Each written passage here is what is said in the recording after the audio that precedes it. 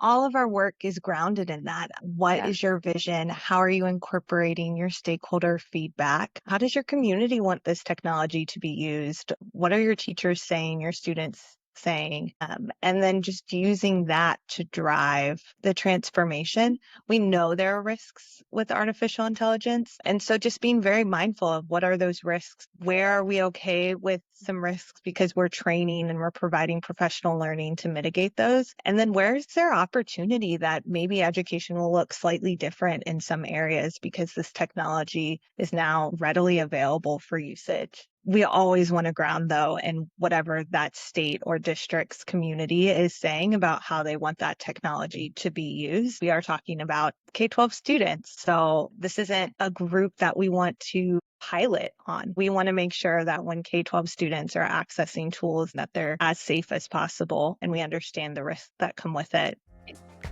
Welcome back to Alexa's Input, the podcast where we dive into the real-world impact of AI with industry leaders and innovators. Today, we're exploring one of the most important frontiers for AI, education. My guest is Laura Smith, principal at ILO Group, where she leads AI initiatives for state education agencies and K-12 school districts nationwide. Laura has a background working with education strategy and policy, and now she's helping school leaders navigate the complex but exciting world of AI. From engaging families and teachers in AI decision-making to mapping out responsible implementation strategies, she's at the forefront of shaping how AI can support students and educators alike. In this episode, we'll talk about what's actually happening now with AI in schools, how education leaders are thinking about adoption, and what the future of AI in K through 12 might look like. So let's get into it. Laura, thank you for being on my podcast today. Thanks for having me. Awesome. I am really looking forward to learning more about how all of this works. I've kind of wondered about it before, and I didn't know that there were maybe groups or companies like yours that are kind of leading this effort to get AI into the classrooms. Yeah. So we at ILO Group support state and district leaders nationwide, and we say we're supporting them to implement their biggest bets. And so in the past 2 years, a lot of our leaders are coming and asking, how can you all support us as we try to figure out how we want to use AI and potentially how we don't want to use AI in education. And so we've had the privilege of working with leaders as they also are embarking on this journey. Oh, that's amazing. So you've had a pretty impressive career spanning from, the strategy and education policy and now AI. So let's maybe go back and can you tell me how or what first drew you to the intersection of AI and education? Yeah, I think like most folks with AI, it started just with the first usage of ChatGPT. And so just seeing, wow, this is a very different tool than what I've been using, and instantly saw kind of connections for how I could use it in my day to day. And then not long thereafter, it started becoming this is a tool we're all using in our day to day. And a lot of times as things become more popular, start crossing into workforce, it starts becoming a trend in education as well. And so, how could students use this tool or potentially maybe not need to use this tool in their day to day? And what reality does that bring for these district and state leaders who are helping to set the policies and guidance around it? But it definitely just started from my own curiosity. Our CEO really encouraged us to learn the tools, figure out which one we like for which purposes. And I think that pushing kind of really encouraged me to just go deep. It's such a cool space to be in, and it's such an important space right now. I mean, education and AI, how kids will grow up learning AI and using AI and how it can help them. What is that landscape like right now for getting AI in education? Is it mostly companies like yours? Like, how does that whole thing work generally? Yeah, so I think right now people are taking kind of two paths. They're either kind of trying to figure it out, and meanwhile, students, teachers, everyone has access to any of the tools as long as they download it or sign up. And then there's other leaders who are trying to figure out how they want to use it. And so a lot of the technology is maybe blocked. at the district or state level as they try to figure out their guidance. A lot of people are coming into this space as what we call ed tech providers.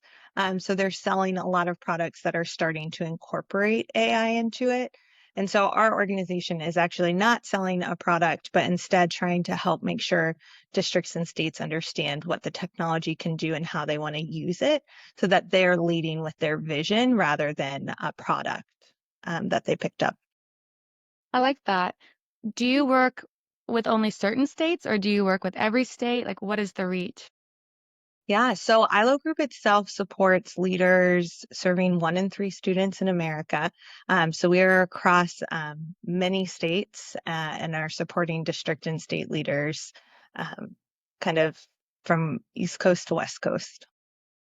Nice. I was looking at the website and I found this nice little blurb that I'll just read for our listeners. It says, Artificial intelligence AI is rapidly transforming education, the workspace, and society at large. ILO Group has been at the forefront of safely and responsibly adopting this game-changing technology across school districts and states.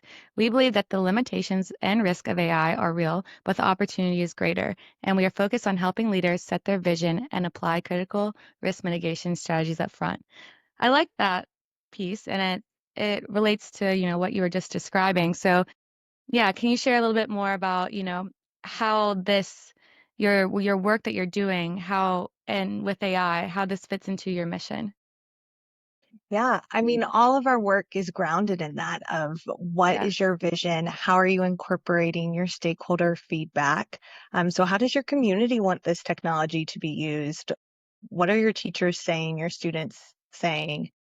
And then just using that to drive the transformation. We know there are risks with artificial intelligence. And so just being very mindful of what are those risks? Where are we okay with some risks because we're training and we're providing professional learning to mitigate those? And then where is there opportunity that maybe education will look slightly different in some areas because this technology is now readily available for usage? We always want to ground though in whatever that state or district's community is saying about how they want that technology to be used. And it varies from location to location, Yeah. and just being responsive to that and how they want to see it used because we are talking about K-12 students, and so making sure that this isn't a group that we want to pilot on. Like we want to make sure that when K-12 students are accessing tools that we're providing, that they're as safe as possible, and we understand the risks that come with it. We don't want surprises. Yeah, I can imagine that you need to be as careful as you can while still trying to provide a good product, that is innovative. Um, so I also saw on the page that there are a few key initiatives. Can you speak on a couple of those and what they mean for your Yeah. ILO group? Yeah, absolutely. We have kind of 3 key initiatives when it comes to AI. Our first one is that stakeholder engagement, which I'm probably becoming a broken record about, but how to actually will facilitate focus groups and conduct surveys and really hear how different stakeholders, ranging from families to community members to students to staff to district leaders and on, how they are using the technology, where they see promise for the technology and where they maybe say, I don't want to go there. So we conduct those focus groups and then aggregate what we hear in our findings and actually kind of support the district or state to create their guiding principles of how the technology will be used. So that's kind of one key initiative that we've been working on. The other is around professional learning. I mentioned before training, what professional learning and training are you providing staff? If this is a tool that they're allowed to use in the classroom, how are you making sure they understand the potential of the tool, but also ways to be safe with the tool and how to be careful with uh, data privacy and security and make sure that everyone's using the tool safely. And so we do a lot of professional learning of not just what is AI, but also how to use it safely and hopefully mitigate risk. And then our last is just supporting different departments and districts to roll it out as they have use cases for how they can maybe use the technology for operational efficiency, helping them think through what the sign-off process and the implementation process looks like. And those are kind of our three big initiatives that we've been tackling. Yeah, I like that you guys not only seem to advise people on what to use, but also on how to use it. There's seems to be a lot of coaching and things going on. And I think with technology, a lot of the problem is oftentimes a people problem, getting people to understand how to use things. And I know that also a lot of state schools probably are still really behind as far as just technology goes. Like my school was an Apple school, but I know, for example, my sister's school, like they don't really use computers like that much in school in the classroom, you know? So do you find that this is a big people problem that you're having to overcome to get people to understand what they're using? Yeah, I maybe wouldn't say it's a people problem, but I think it's a people opportunity to just help them understand the differences, similar to when computers were rolled out a long time ago of the functionality of different computers. I think now with the tools, how different tools can be used. Some tools are better for things than others. And so kind of incorporating what tools are best for their use cases and then also listening on what they still want to learn to use it even better in the future. Yeah, that's great. How long has the ILO group been working on AI in the classroom? Yeah, we started about 2 years ago, actually a little over, yeah, about 2 years ago. We started when we were just hearing our leaders in our network ask, hey, what are you doing around AI? Do you have anything that can support us? So we created a state and district working group. It has about 40 state and district leaders. And we both listened to the questions they had, but also listened to the solutions that they had and created our framework. And that was kind of, it was meant to just be we're hearing a need for this, let us release it. But from there, I think the need for more intensive support and more regular support became evident. And so then we created a full division to focus on it.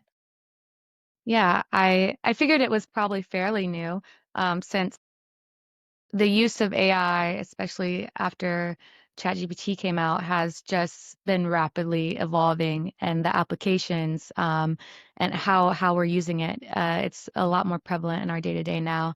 So, with that, what do you think has been the biggest shift in how, state education agencies and school districts are approaching AI over the past year or two? Yeah. I mean, honestly, it's probably within the last 6 or so months we've seen the biggest shift. I think a year ago, we have questions, we want to get ahead of it, but maybe we don't need to move too fast. In the Hmm. last 6 months, we've heard a lot of, I need to do something like my students are using this, my staff are using it. I need to make sure we're all aligned on how we want the technology to be used. From everything from how a student uses it or doesn't use it on assignments to how a teacher can use it to potentially reduce some workload after hours, to how district leaders can create more operation efficiencies.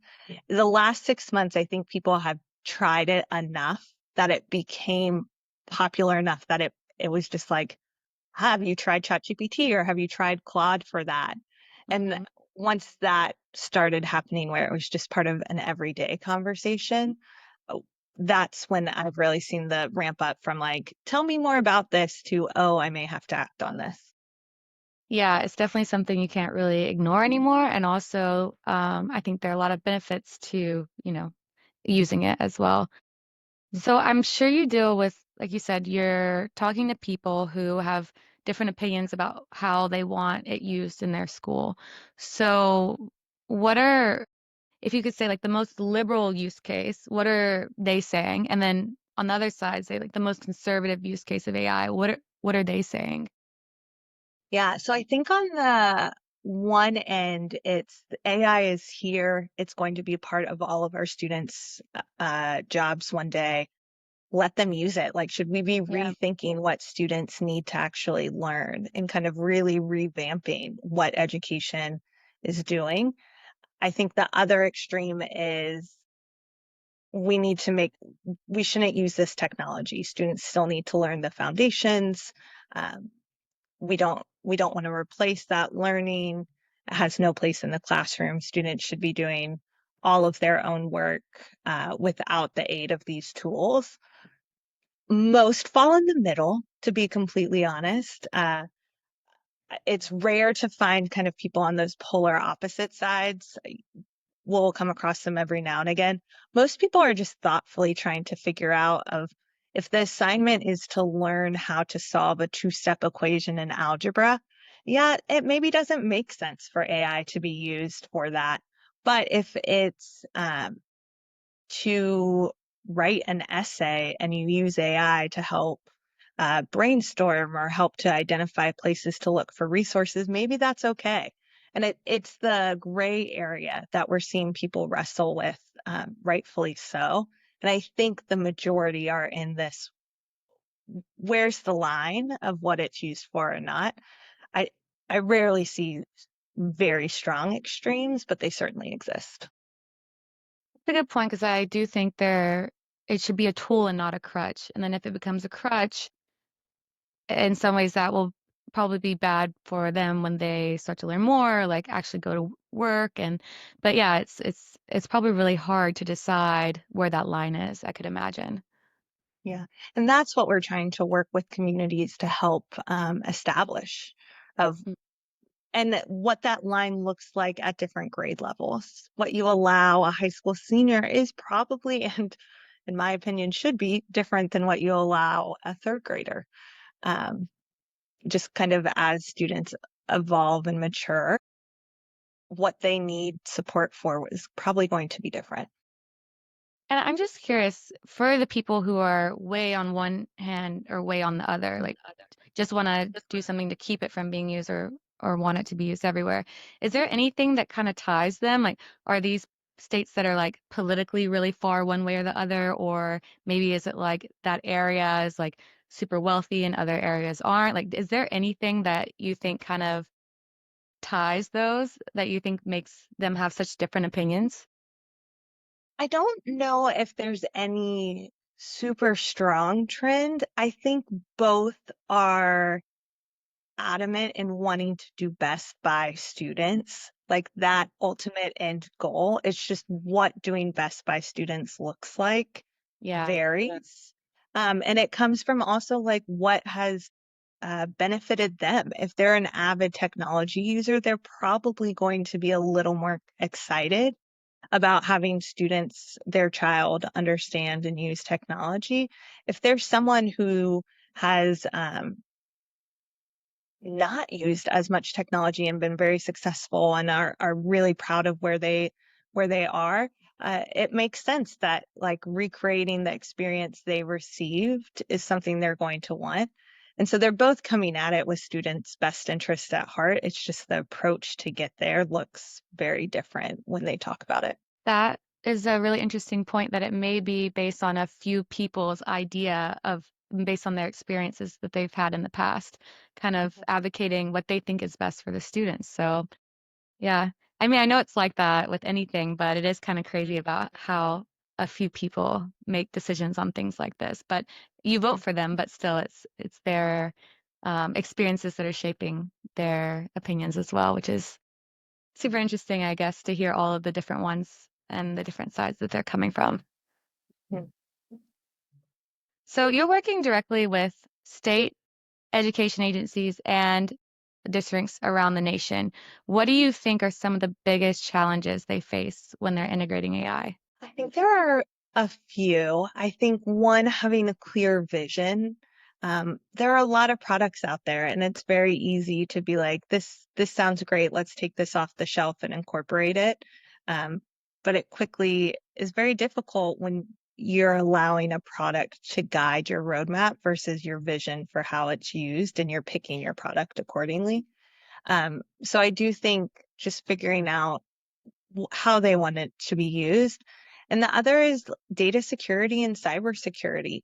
This is a pretty complex technology when you get into the weeds of it. And so making sure enough education so that folks really understand how it's working, how it's using data, what it's taking, um, and what it's producing, and kind of the risk of what it produces, like how accurate is its output.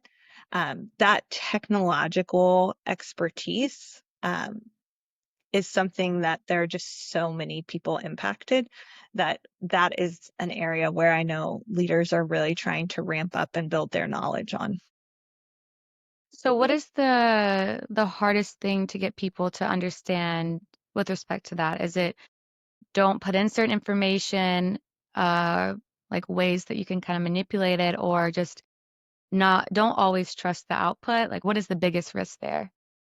I think it's all three, if I can give a non-answer. Yeah. It's certainly the three things that we focus on in our training of how do we make sure there are a lot of data security protocols in these agencies. It's a lot of student data.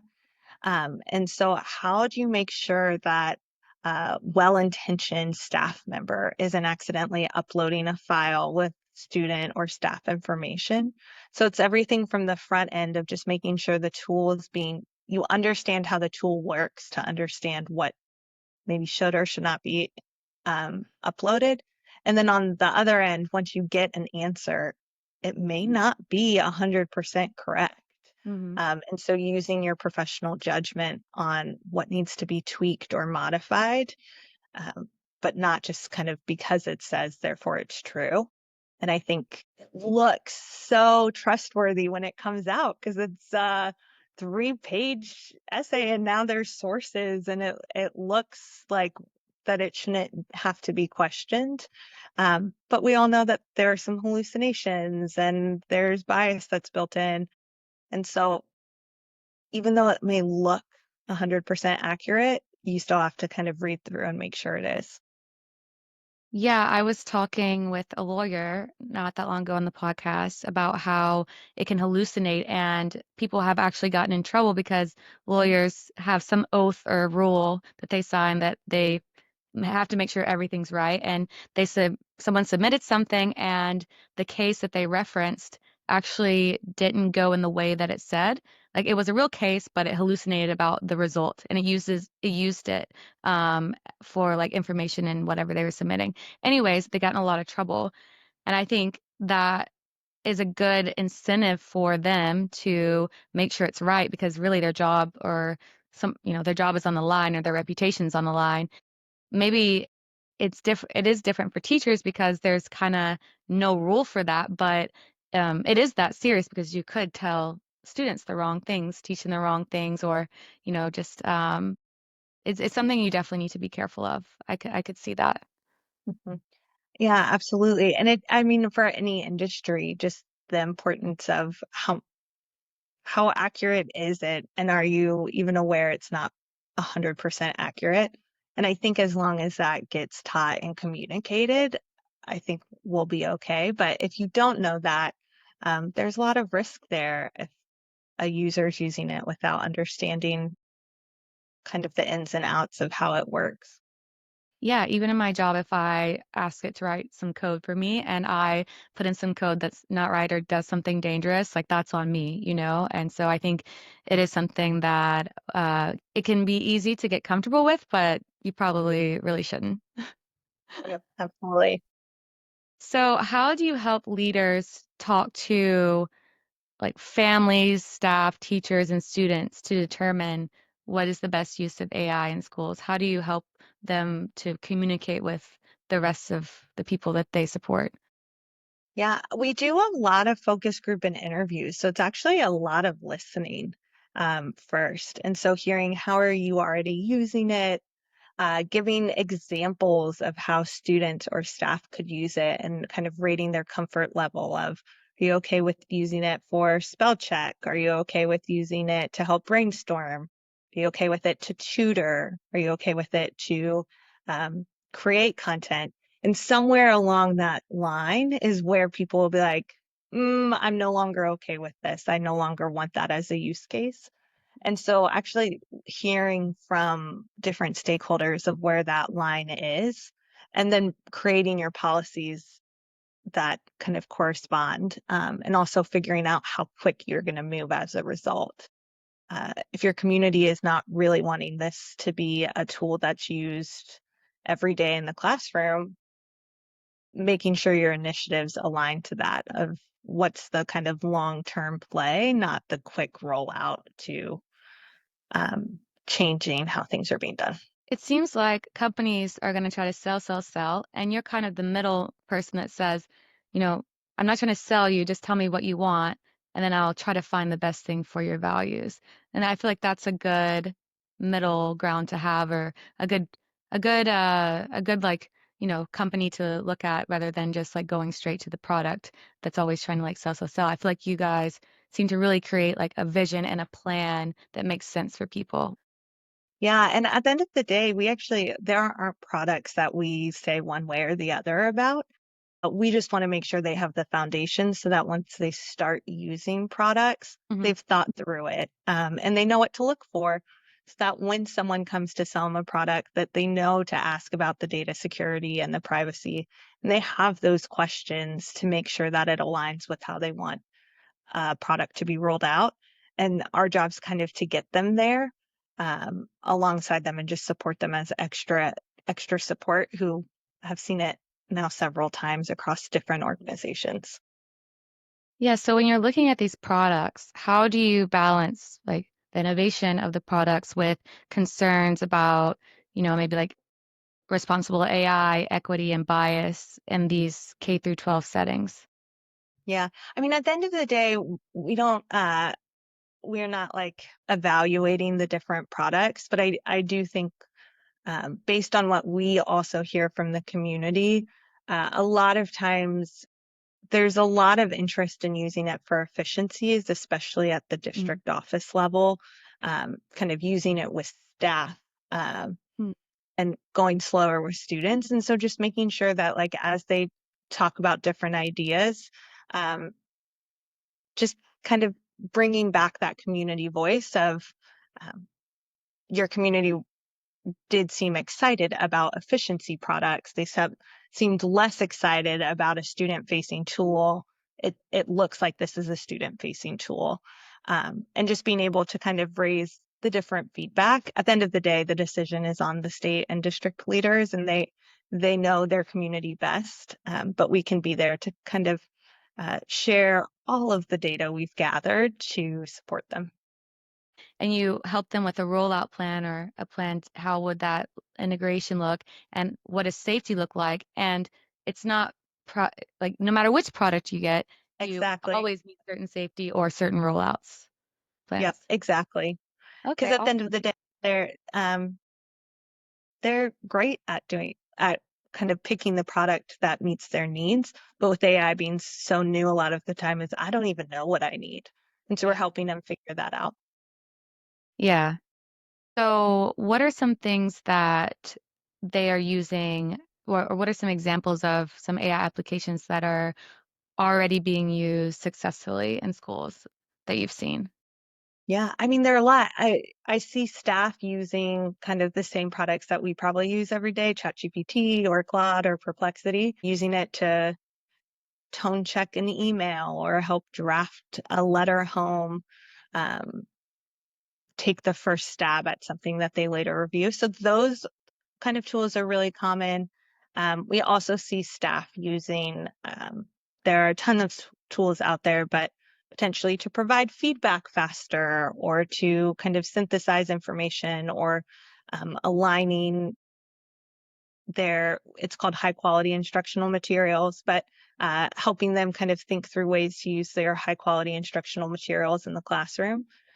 We see a lot of use cases, and there are hundreds of tools for all of those. So I think every person we meet is probably using a slightly different tool, but just to kind of reduce the workload on the back end, and free them up to take time to really get to know their students and personalize the lessons to their students, and maybe spend less time having to grade 250 essays or less time to um, prepare next week's lesson and the test questions that come out of it, but using their materials coupled with AI to help them. Yeah, I know teachers have a heavy load, so I'm sure that's really nice for them. What's the most popular tool that you're seeing being implemented right now that's student focused, that students are using? There are a couple out there that range. I maybe won't even name them, but I we're seeing a lot of tutoring tools of how can it make flashcards or help tutor me on my content. That's probably the most popular use case is just tutoring. And there's probably three or four kind of leading products that are student facing, some which districts and states are adopting, others in which students just find it on their own. Do you think there's anything missing that people are wanting? I almost feel like there's so much out there that it's like uh, overwhelm at the option. So I don't even know. I'm sure there is something missing, but it feels like every day there's something new kind of being marketed to teachers or district or state staff. And so I don't even know what the gap is because I think we're still trying to like swim through all of the different options. Yeah, that makes sense. So you're talking to people a lot and you're hearing them out. Do you hear frequently any misconceptions about AI? Yeah, definitely. I mean, uh, it's magic. We hear that all of the time. Or that it's something brand new. We hear that a lot as well. I think the misconceptions are just like what it is capable of now of doing versus what it's not. It's still not perfect. And so sometimes people can over rely on it um, and maybe underestimate its limitations when you get into how it actually works. That's probably the most common misconception, though, of it's magic and it can Yeah, do anything where it may not be there yet. I certainly still find some flaws every time I use it. that's true. Sometimes it seems like magic, and then other times I have no idea how it got that or what it's doing. So yeah, it could go both ways, but I could see how people could think that. Who do you think when you're talking to different people, I don't know if maybe you're kind of only talking to one level, but who do you think is the most resistant to AI? Do you think it's the people in the government, or do you feel like parents or teachers or students themselves? Yeah, it's interesting. We actually ask this question of like how often do you use this, how fast? And to be completely honest, we're getting about the same responses. I think Mm. students are maybe edging out staff and families, if I'm being honest.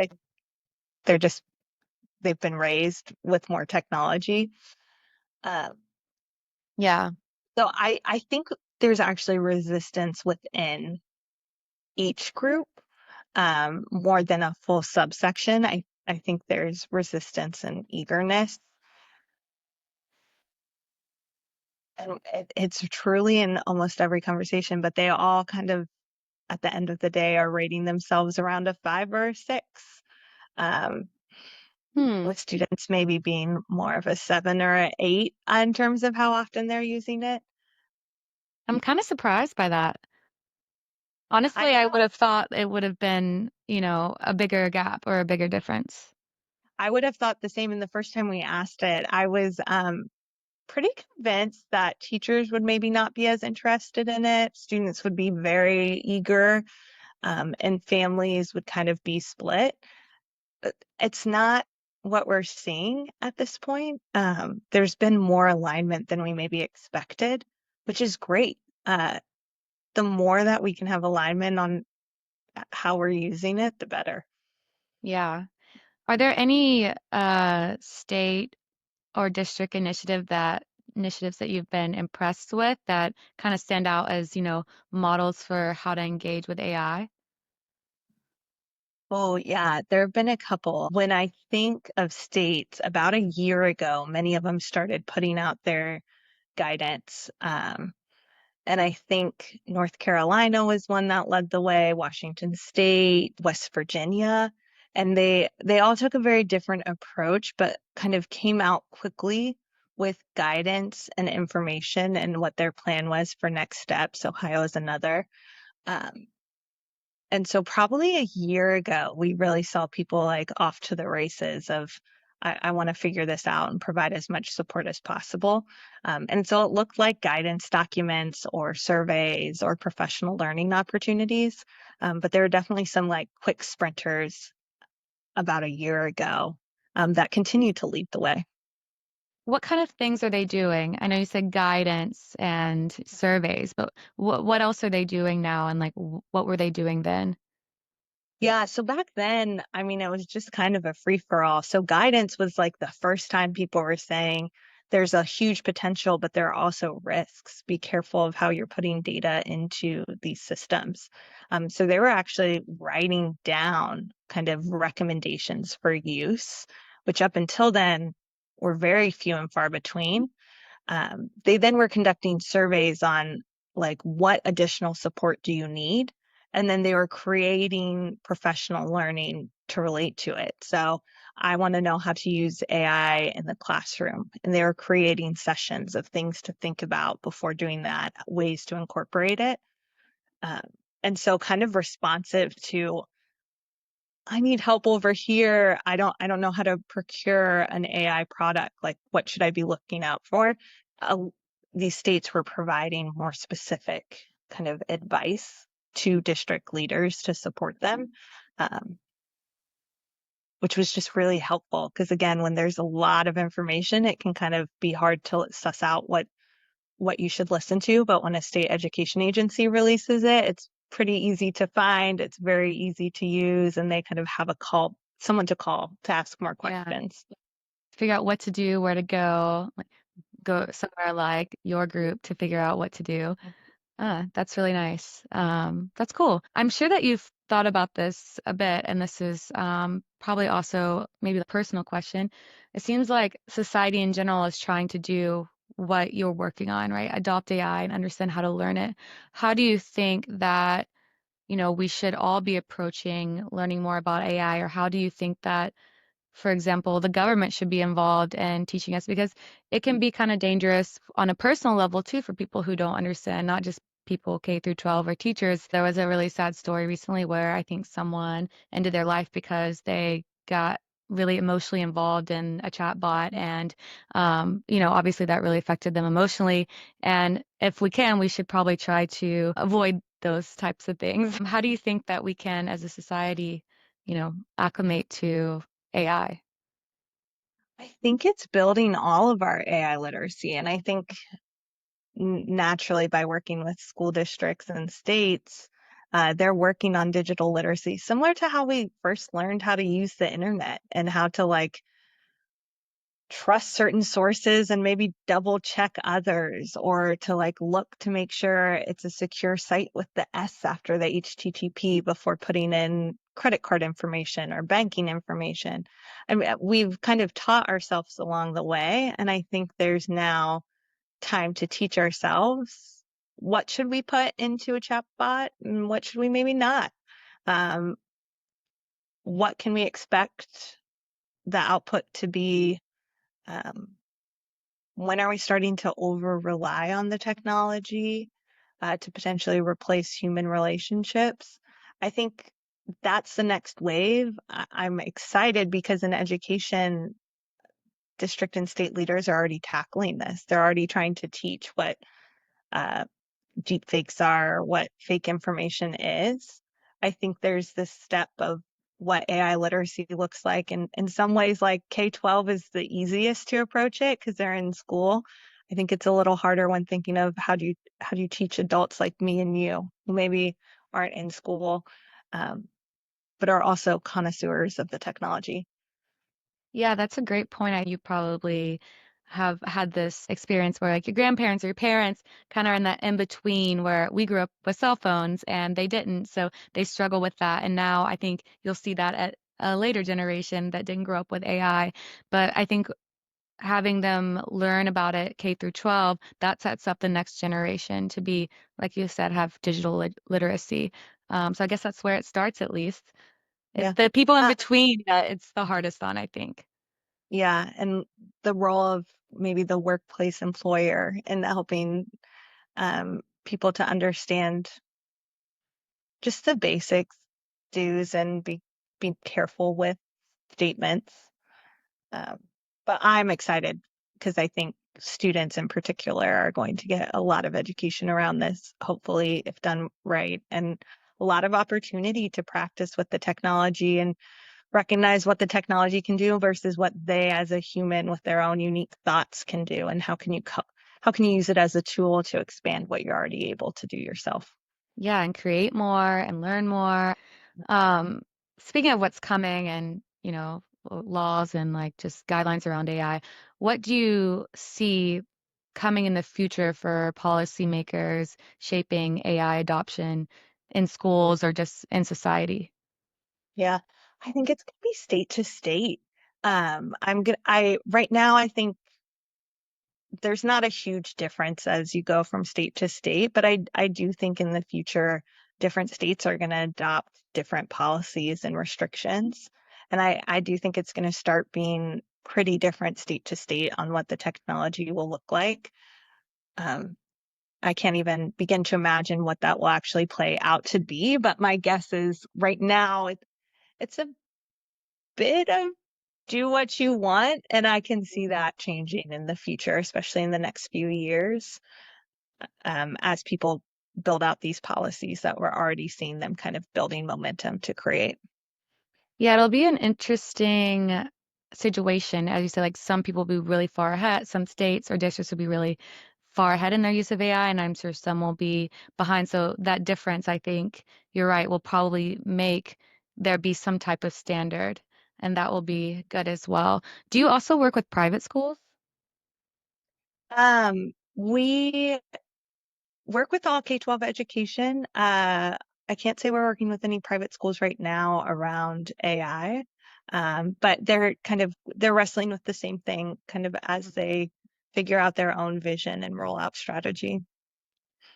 Oh, I was wondering if that you see a difference in the usage between public and private schools too, or is it about the same? I'm trying to think if I've seen any studies. None come top of mind to me.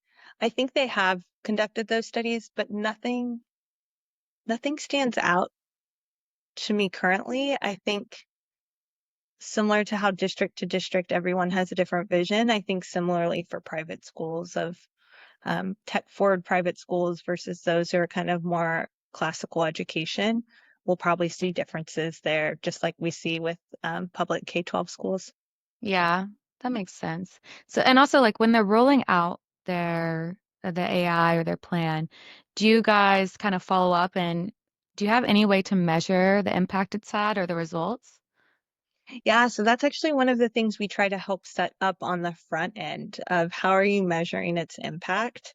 Um, it's a very popular thing in education to make sure that you're kind of seeing the academic return when you roll something out.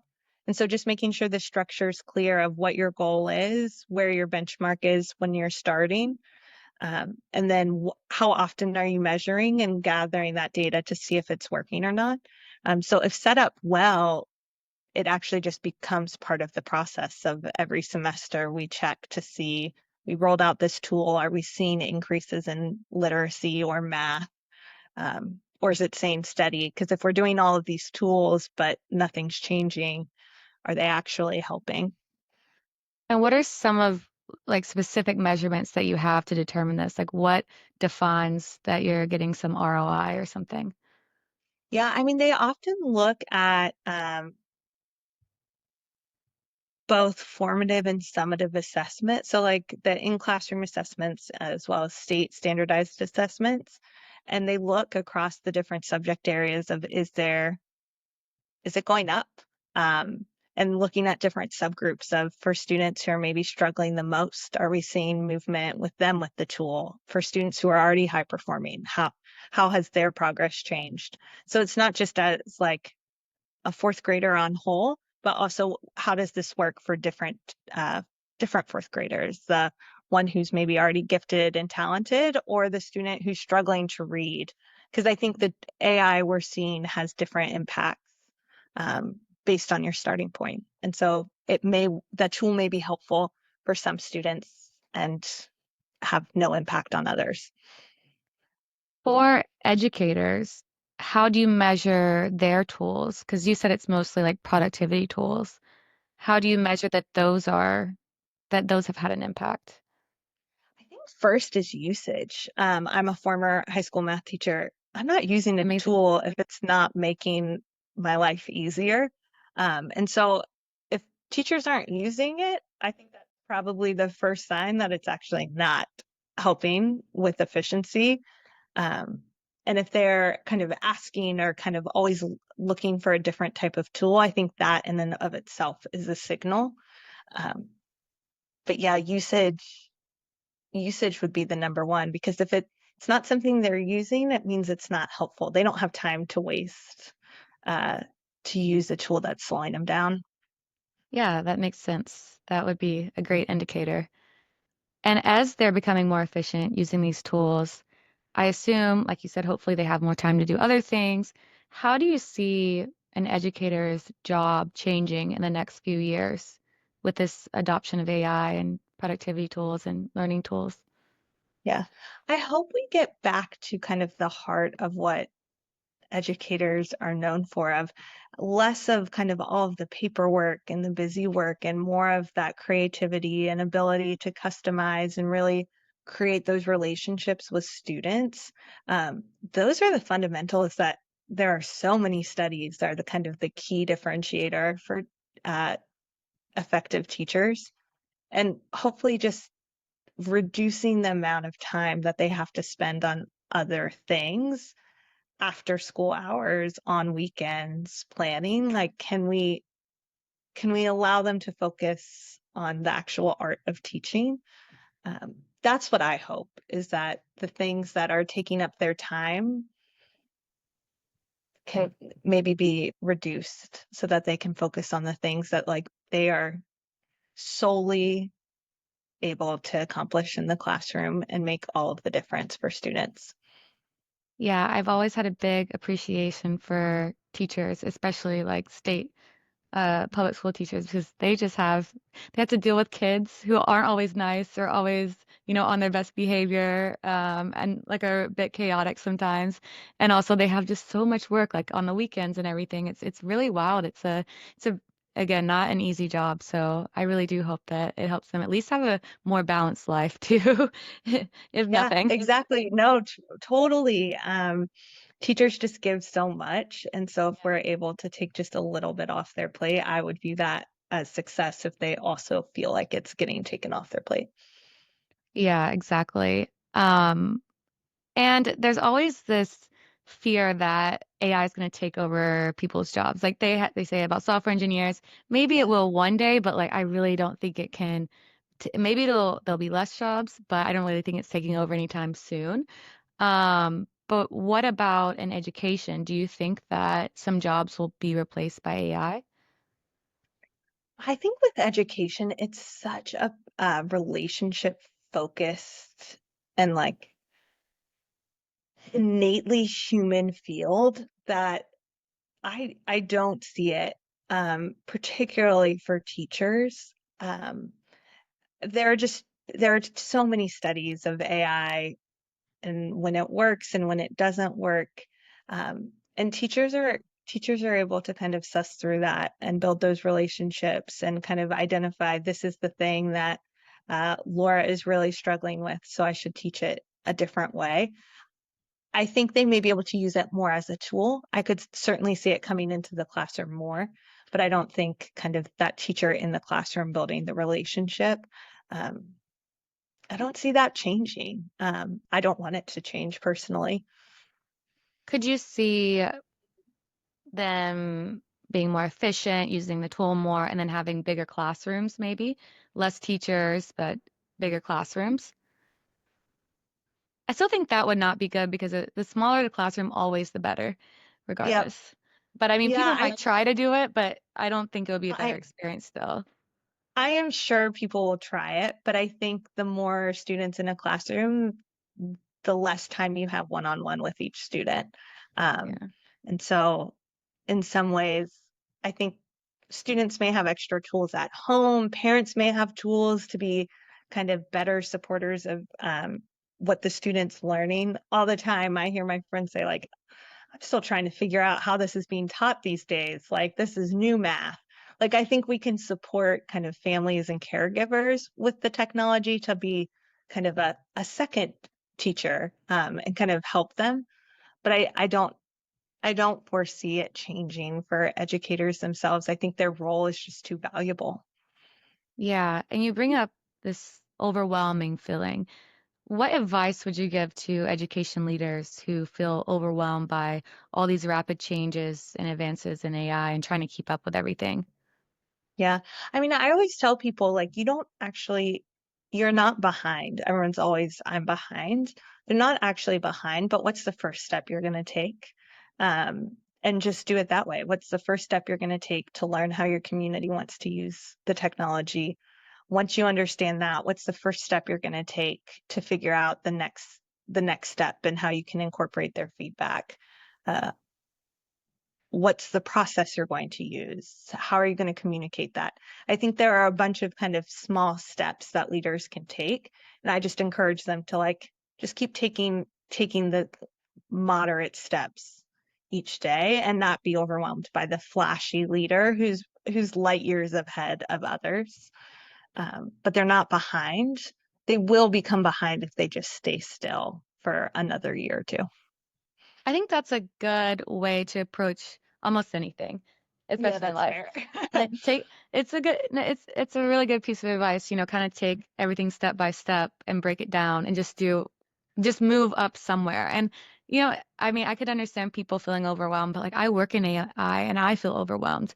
Like Yeah. I feel like I can't even keep up with everything. I feel like I need to read newsletters outside of work just to keep up with all the different releases and what's going on. Even like my podcast, if it's just me, I'm editing it and I release it typically once a month, but I have some that I've recorded. If I don't release this, and they're talking about AI, it might not be relevant in the next 2 months. That's fair. Yeah. And I mean, it's just wild. It's great to see technology advancing in this way and people racing to create better and better things. And it's so cool to watch the race, and even be in the race and still not know exactly what's going on all the time. And there's just so many things happening. Yeah, absolutely. And with education, again, it's students. And so we have to be Yeah. the most careful with what this looks like when it impacts a student. But there are kind of incremental steps that you can take before you start impacting a classroom of just figuring out the basics. How are you going to teach students